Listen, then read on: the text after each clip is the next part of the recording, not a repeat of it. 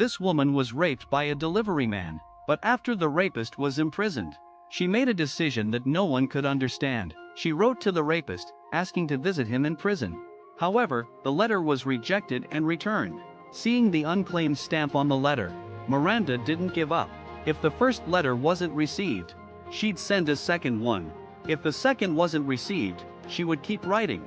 She persisted, and eventually, after hundreds of rejected letters, the rapist finally accepted one of her letters and agreed to meet her in prison. The letter that was returned included the words "you win."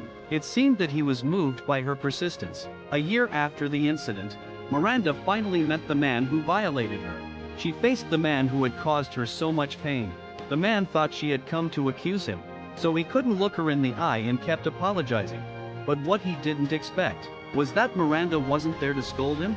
Instead, she asked him how life was in prison, like a wife concerned about her husband. This confused the man. What happened next was even more shocking. Miranda visited him every week, and each time she looked more attractive and sexy.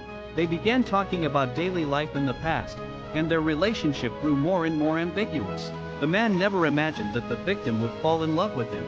He, being naive, soon fell in love with Miranda as well. He promised he would reform in prison and try to get out early to make up for his past mistakes. To get out sooner. Even if he was bullied by other prisoners, he wouldn't fight back.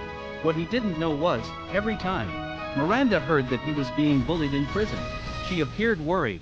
But deep down she felt a strange sense of pleasure.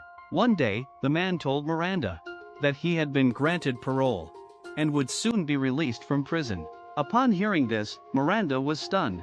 She never thought that a rapist could be released so soon. The man who ruined her life would receive so little punishment. She forced herself to smile and acted happy for him. She couldn't reveal any sign of weakness, because her plan was just beginning.